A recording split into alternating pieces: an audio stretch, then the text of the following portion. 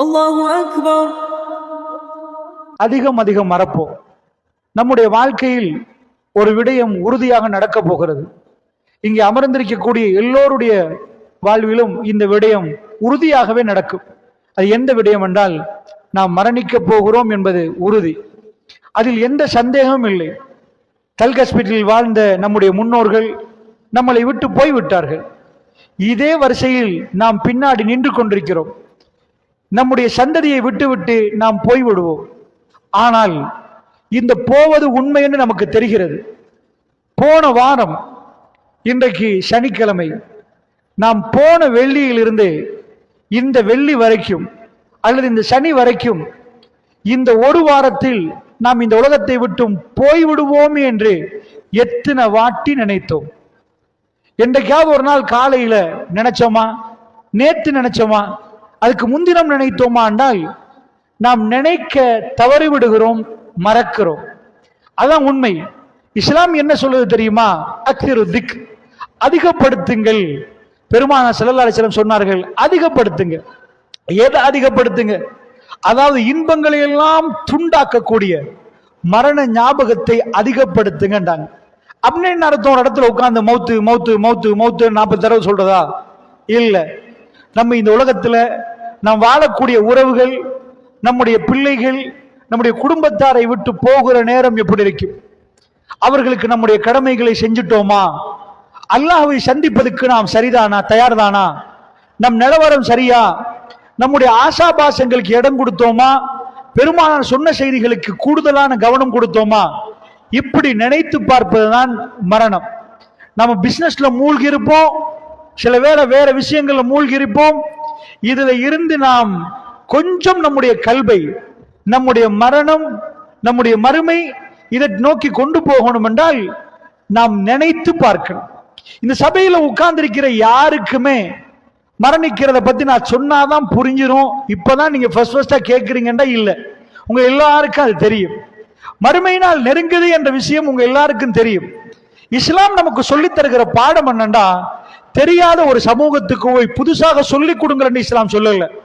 இஸ்லாம் சொல்லக்கூடிய செய்தி ஞாபகப்படுத்துங்க. மூமீன்களுக்கு ஞாபகப்படுத்துவது பிரயோசனமா இருக்கு.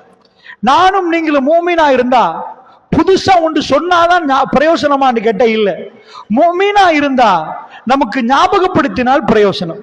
நன்றாக புரிஞ்சுக்கோங்க. மூமீன்களுக்கு ஞாபகப்படுத்துவது பிரயோசனம். திருக்குர்ஆனை எடுத்து பார்த்தால் அதுல புதுசா நபிமார்களை பத்தி பேசணும்டா எக்கச்சக்கமான நபிமார்கள் வரணும்.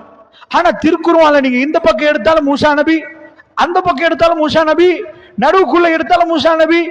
ஒரு நபி போதும். பல ஆங்கிள் அந்த நபியை சொல்லுகிற நேரம் நமக்கு பாடம் படிக்கிறதுக்கு 4 நபி போதும்.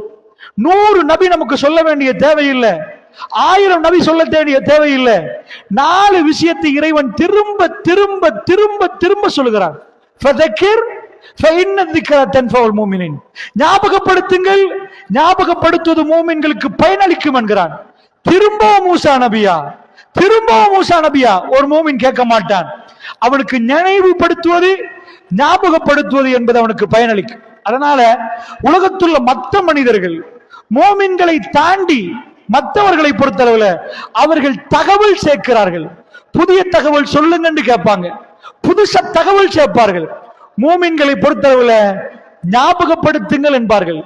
எதை ஞாபகப்படுத்துங்கண்டா? தன்னுடைய மரணத்தை, தான் விட்டு போகக்கூடியது, அல்லாஹ்வுடைய சந்திப்பை, மறுமையினால இந்த விஷயங்களை எல்லாம் திரும்ப திரும்ப மூமின்களுக்கு சொல்கிற நேரம் அவர்களுடைய வாழ்க்கையில் அது பிரயோசனமாக அமைகிறது, அவர்களுக்கு அது பயனளிக்கிறது.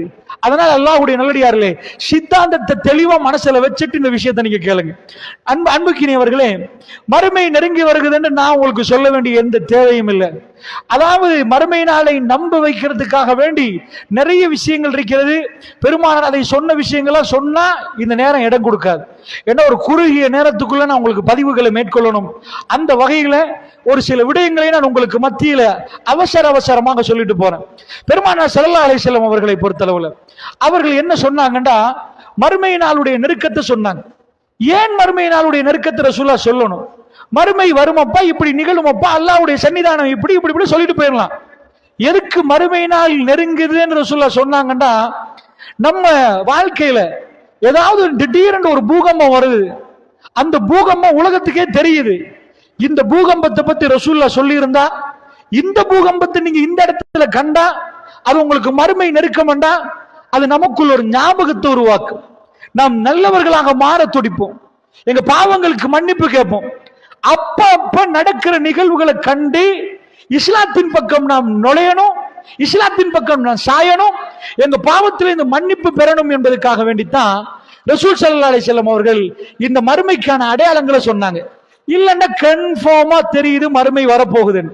அதுக்குரிய அடையாளங்கள், மழை பெய்ய போகுது, மழைக்கு முன்னாடி கார்மேகம் வரும், இருட்டும், இந்த மாதிரி வந்தா மழை பெய்ய போகுது மாதிரி மறுமைக்கு முன்னாடி இதெல்லாம் வர நேரம்.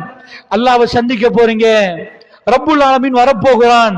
அந்த சன்னிதானம் சாதாரணமான சன்னிதானம் இல்ல. வஜாஅ ரப்புக வல் மலக்கு ஸஃபன் ஸஃபா. அல்லாஹ் ரப்புல் ஆலமீன் வருவானாம், மலக்குமார்கள் அணிவகுத்து நிற்பார்களாம். எப்படி ஒரு பிரசிடென்ட் வர்ற நேரம் ஒரு ஆர்மி நேவி எல்லாமே அந்த மாதிரி முப்படைகளும் அணிவகுத்து நிற்பாங்களே, அத மாதிரி எல்லாம் இல்ல.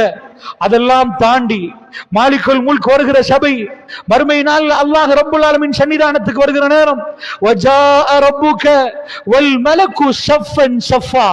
மலக்குமார்கள் அணிவகுத்து நின்று கொண்டிருக்கிற நேரத்துல அல்லாஹ் ரப்புல் ஆலமீன் வருவானாம். வஜீஹ யௌமைதின் பிஜஹன்னம். நரகம் கொண்டு வந்து வைக்கப்படுமாம். ஹல் மின் மஸீத், ஹல் மின் மஸீத். இன்னும் இருக்கிறார்களான்னு நரகம் கொத்து, அதாவது கொந்தளிச்சு கொண்டிருக்குமாம். அந்த நேரத்துல தான் விசாரணை நடக்குமாம். அந்த நாள் அதிபயங்கரமான நாளண்டாங்க ரசூல் ஸல்லல்லாஹு அலைஹி வஸல்லம் அவர்கள். எவ்வளவு அதிபயங்கரம்டா, எல்லாரும் எப்படி பிறந்தோமோ அப்படி பூமியில இருந்து முளைப்போமா, எந்த ஆடையும் இல்லாம, காலில் செருப்பும் இல்லாம இப்படியே முளைப்போமா, எல்லாரும் ஓடுவோமா. அல்லாஹ்வுடைய சன்னிதானம் பக்கம் யா நஃப்ஸி யா நஃப்ஸி யா நஃப்ஸி, என் ஆன்மாவை என் ஆன்மாவென்று ஓடுவோமா.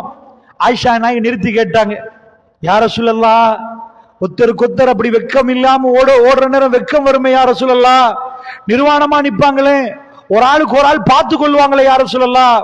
பெருமாள் கேட்டாங்க, ஆயிஷா அது எந்த நேரம் நினைக்கிறீங்க ஆயிஷா? யாருக்கும் எதுவுமே தெரியாது ஆயிஷா, அது பயங்கரமான நேரம். தன்னுடைய ஆன்மாண்டு துடிக்கிற நேரம், தன்னுடைய ஆன்மாக்கு என்ன ஆக போகுதுன்னு நினைக்கிற நேரம், சாதாரண ஒரு போலீஸுக்கு முன்னாடி நின்று கேள்வி கேட்கப்படுகிற நேரம், உளவுத்துறை அதிகாரி 4 கேள்வி கேட்கிற நேரம், அந்த மாதிரி நேரத்துல கோர்ட்ல நிப்பாட்டி கேட்கிற நேரம் துடியா துடிச்சு போற மனிதன். அல்லாஹ்வுடைய சன்னிதானம் என்பது அப்படிப்பட்ட நேரம் இல்ல, இந்த மாதிரி விசாரணை மைதானம் இல்ல, அதிபயங்கரமான நேரம் ஆயிஷா. எல்லோரையும் மயந்துருவார்கள். எந்த அளவுக்கு கண்டா, இந்த உலகத்தில் ஒரு தாய் தன்னுடைய பிள்ளைக்கு வச்சிருக்கிற அன்பு எப்படிப்பட்ட அன்பு, அதை நான் உங்களுக்கு சொல்ல வேண்டிய தேவையில்லை.